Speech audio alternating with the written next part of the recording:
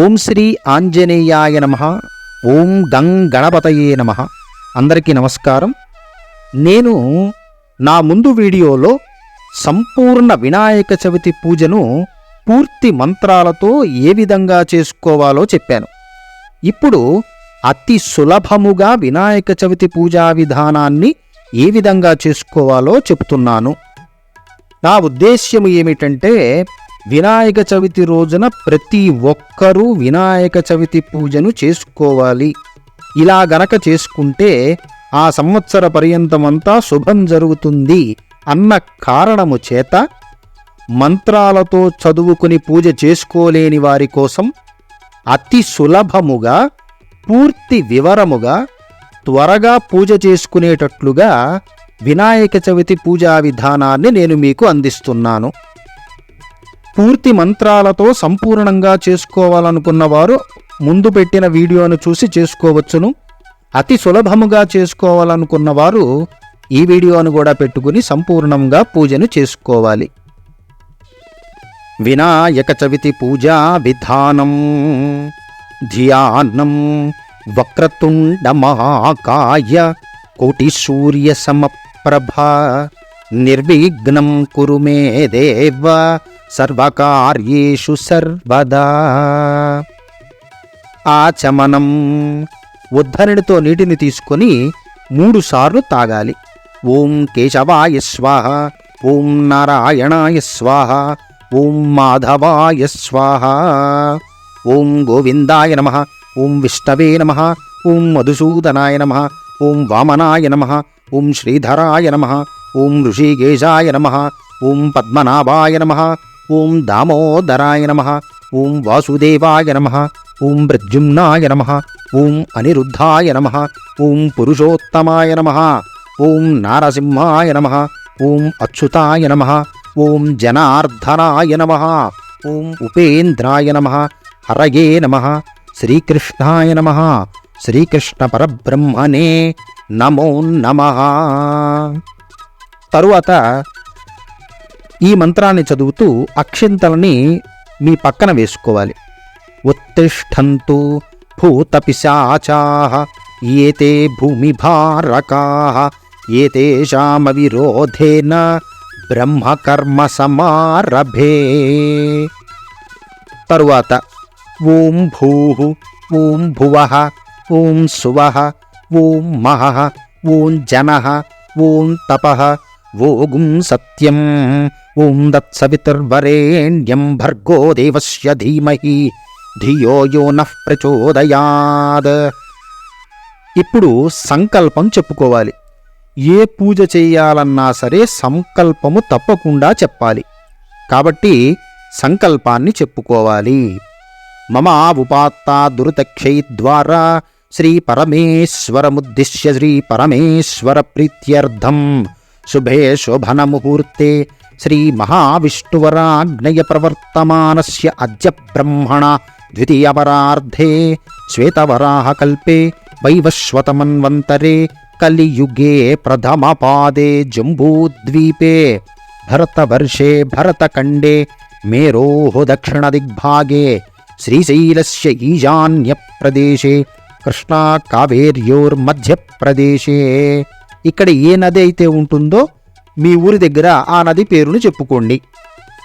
శోభన గృహే సమస్త దేవతా బ్రాహ్మణ హరిహర గురుచరణ సన్నిధౌ అస్మిన్ వర్తమానేన వ్యావహారిక చాంద్రమానేన శ్రీ క్రోధినామ సంవత్సరే దక్షిణాయనే వర్ష ఋతౌ భాద్రపదమాసే శుక్లపక్షే చవితిమ్యాం వాసరః స్థిరవాసరే శుభనక్షత్రే శుభయోగ శుభకర్ణ ఏవం గుణ విశేషణ విశిష్టాయాం శుభతిదౌ మమ కుటుంబ అభివృద్ధ్యర్థం వినాయక స్వామి ప్రీత్యర్థం ధన కనక వస్తు వాహన సిద్ధ్యర్థం వినాయక చవితి పూజా విధానం అహం కరిష్యే.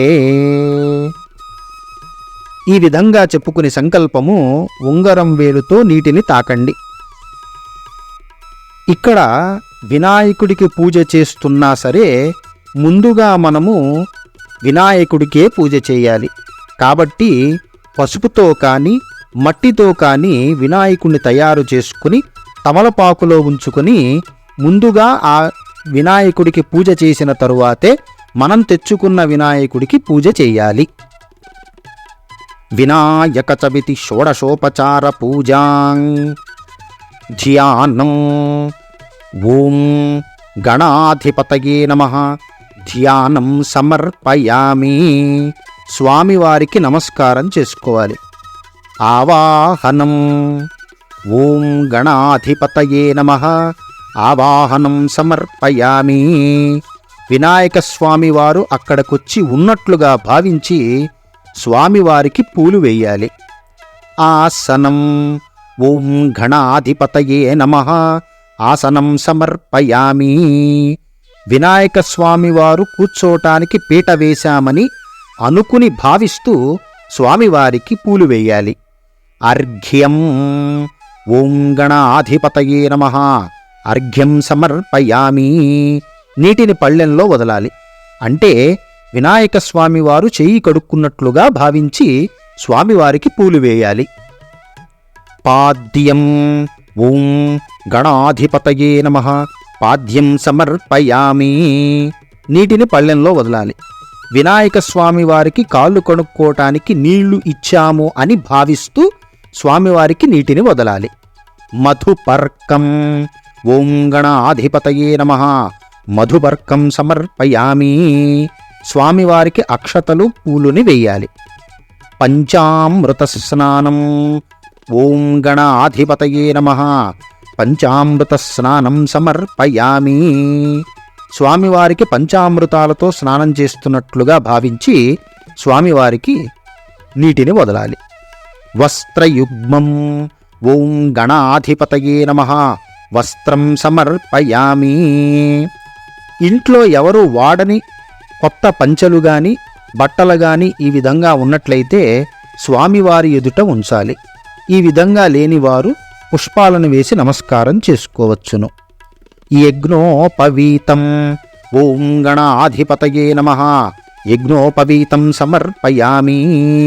స్వామివారికి యజ్ఞోపవీతం వేస్తున్నట్లుగా భావించి నమస్కారం చేసుకోవాలి. గంధం. ఓం గణాధిపతయే నమః. గంధం సమర్పయామి. గంధాన్ని వేలుతో తీసి వేయకుండా పువ్వుని గంధంలో ముంచి స్వామివారి ఎదుట ఉంచాలి. అక్షతాన్. ఓం గణాధిపతయే నమః. అక్షతాన్ సమర్పయామి. అక్షంతల్ని స్వామివారికి వేయాలి. పుష్పం. ఓం గణాధిపతయే నమః. పుష్పం సమర్పయామి. స్వామివారికి పుష్పాలను వేయాలి. అధ అంగపూజ. వినాయక స్వామివారికి ప్రతి ఒక్క అంగానికి అంటే శరీరంలో ఉన్న ఒక్కొక్క భాగాన్ని పూజ చేస్తున్నట్లుగా భావిస్తూ మనము స్వామివారికి పూజ చేయాలి. అంటే పాదాలకి, చీలమండనానికి, పిక్కలకి, మోకాళ్ళకి, తొడలకి, నడుముకి, పొట్టకి, బొడ్డుకి, హృదయానికి, భుజాలకి, చేతులకి, కంఠానికి, దంతాలకి, నోరుకి, నాలుకకి, కళ్ళకి, నుదురికి, చెవులకి, చివరగా శిరస్సుకి ఈ అవయవాలకి పూజ చేస్తున్నట్లుగా మనం అనుకొని స్వామివారికి పూలను వేసి నమస్కారం చేసుకోవాలి. ఏకవింశతి పత్ర పూజ అంటే 21 రకాల ఆకులతో స్వామివారికి పూజని చెయ్యాలి. ఈ 21 పత్రాలు దొరకనివారు, చేయలేనివారు స్వామివారికి పూలు వేసి నమస్కారం చేసుకోవచ్చును. కానీ ఈ 21 పత్రాలు అంటే మాచ, ములక, మారేడు ఆకు, గడ్డి, ఉమ్మెత్త, రేగు ఆకు, ఉత్తరేణి, తులసీదళము, మామిడి ఆకు, గన్నేరు ఆకు, దానిమ్మాకు, దేవదారు, విష్ణుక్రాంతము, మరువము, వావిలాకు, సన్నజాజాకు, లతాకు, జమ్మి ఆకు, రావి ఆకు, మద్ది ఆకు, జిల్లేడు ఆకు ఇవి 21 పత్రాలు. మామూలుగా వీటితో పూజను చెయ్యాలి. ఇలా చెయ్యలేని వారు ఈ 21 ఆకులు ఉన్నట్లయితే ఈ ఆకులతో ఒక్కొక్క నామాన్ని చదివి స్వామివారికి వేసుకునవచ్చును. లేదా ఈ పత్రాలు దొరకని వారు ఓం విఘ్నరాజాయ నమః ఈ నామాన్ని 21 సార్లు చెబుతూ వినాయకునికి పూలు వేసినా సరిపోతుంది. అంటే స్వామివారి నామాన్ని 21 సార్లు చదువుతూ ఒక్కొక్క నామానికి ఒక్కొక్క పుష్పాన్ని మీరు స్వామివారికి సమర్పించాలి. అథ అష్టోత్తర శతనామావళి పూజ 108 నామాలతో స్వామివారిని పూజించాలి. లేదా స్వామివారి నామాన్ని 108 సార్లైనా సరే జపిస్తూ పూలను స్వామివారికి సమర్పించాలి. తరువాత ధూపం ఓం గణాధిపతయే నమః ధూపం సమర్పయామి అగరబత్తి కడ్డీలను వెలిగించి స్వామివారికి చూపించాలి. దీపం మనం ముందుగా వెలిగించుకున్న దీపం ఉంటున్నది కదా, ఆ దీపాన్ని స్వామివారికి అద్దాలి. ఓం శ్రీ గణాధిపతయే నమః దీపమాగ్రాపయామి. నైవేద్యం వినాయకుడికి ఉండ్రాళ్ళు, తేనె, కొబ్బరి, చలిమిడి, వడపప్పు, గారెలు, బూరెలు, అరటిపండ్లు ఇటువంటివి ఏవైనా సరే మీ శక్తి కొలది నైవేద్యాన్ని పెట్టవచ్చును. ఇవే పెట్టాలి అని శాస్త్రంలో ఎక్కడా లేదు.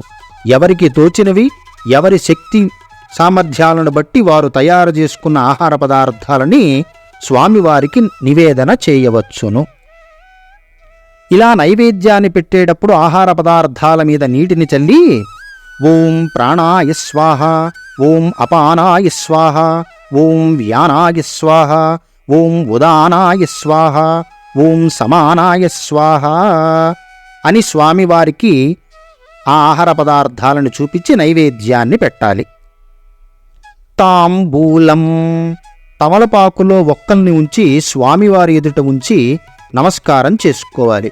ఓం గణాధిపతయే నమః తాంబూలం సమర్పయామి. ఇలా కూడా చేయలేని వారు అక్షతలను వేసి నమస్కారం చేసుకునవచ్చును. నీరాజనం స్వామివారికి కర్పూరాన్ని వెలిగించి స్వామివారికి 3 సార్లు తిప్పి స్వామివారికి అద్దిన తరువాత మాత్రమే మనం హారతిని అద్దుకోవాలి. ఓం గణాధిపతయే నమః నీరాజనం సమర్పయామి.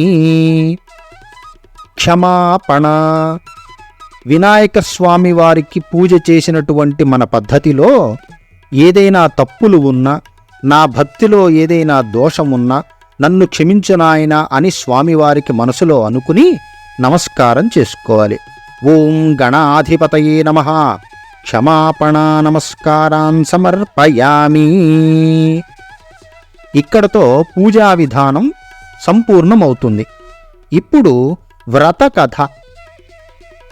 ఈ కథను చదివే ముందు అక్షతలను చేతిలో ఉంచుకొని కథ అయిన తరువాత వాటిని స్వామివారికి వేసి మన శిరస్సు పైన వేసుకోవాలి. చంద్రవంశానికి చెందిన ధర్మరాజు సిరి సంపదలను పోగొట్టుకుని తన భార్య, తమ్ముళ్లతో అరణ్యానికి వనవాసం కోసం వెళ్ళాడు. అక్కడ ఉన్న సూత మహామునిని చూసి, ఓ మునీశ్వర, నేను రాజ్యాన్ని, ధనాన్ని సర్వం పోగొట్టుకున్నాను. నా కష్టాలు తీరే పూర్వంలాగే నాకు అన్నీ తిరిగి వచ్చేలాగా ఏదైనా ఉన్నదైతే దాన్ని చెప్పండి అని అడుగగా అప్పుడు ఆ మహాముని ఒక కథ చెప్పసాగాడు. ఒకసారి కుమారస్వామి పరమశివుణ్ణి తండ్రి, మనుష్యులు ఏ వ్రతమైతే చేసుకోవటం వల్ల వంశము అభివృద్ధి చెంది ధనము ప్రాప్తించి కోరికలు తీరి సకల సుఖాలు అనుభవిస్తారో ఆ వ్రతాన్ని చెప్పండి అని అడుగగా పరమశివుడు కుమారస్వామికి ఈ విధంగా చెప్పసాగాడు. నాయనా, అన్ని కోరికలు తీర్చే వ్రతము ఒకటి ఉన్నది. అదే వినాయక చవితి వ్రతము. ఈ వ్రతాన్ని భాద్రపదమాస శుక్లపక్ష చవితి నాడు గనక ఎవరైనా చేసుకున్నట్లయితే వారికి సర్వసుఖాలు వస్తాయి.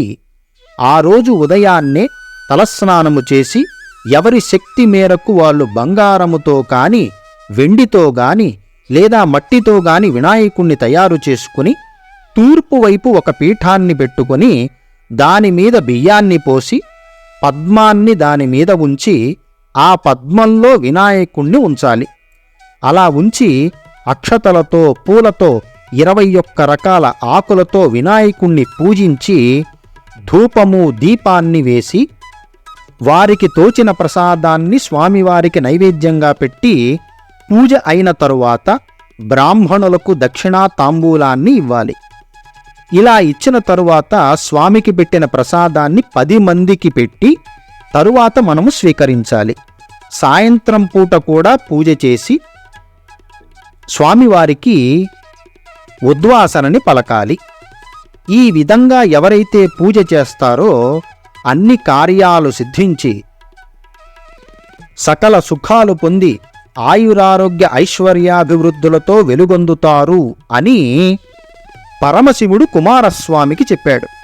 కాబట్టి ధర్మరాజా, నీవు కూడా ఈ వ్రతాన్ని ఆచరించినట్లయితే శత్రువులను జయించి సుఖాన్ని పొందుతావు అని చెప్పాను. ఈ వ్రతాన్ని పూర్వము దమయంతి ఈ వ్రతాన్ని చేసి నలమహారాజు ఈ మహారాజును భర్తగా పొందింది. శ్రీకృష్ణుడంతటి వాడే ఈ వ్రతం చేయటం వల్ల శమంతకమణిని పొంది జాంబవతి సత్యభామలను వివాహం చేసుకున్నాడు అని సూతమహాముని ధర్మరాజుకు చెప్పెను. అలాగే భాద్రపద శుక్ల చవితి నాడు ఎవరైతే శమంతకోపాఖ్యానం కథ విని అక్షతలను తలపైన వేసుకుంటారో వారికి ఆ రోజు చంద్రుణ్ణి చూసినా ఆ నిందలు రావు అని శ్రీకృష్ణుడు చెప్పాడు. అప్పటి నుంచి ఆ రోజున దేవతలు, మహర్షులు, మునులు, ఋషులు ఎవరి శక్తికి తగిన విధంగా వారు వినాయక చవితి పూజను చేసి వారి వారి కోరికలను నెరవేర్చుకుంటున్నారు అని సూతుడు ధర్మరాజుకి ఈ విధంగా చెప్పాడు. ఇక్కడితో సంపూర్ణంగా పూజా విధానం పూర్తవుతుంది. సర్వే జనాః సుఖినో భవంతు, సమస్తలోకాః సుఖినో భవంతు.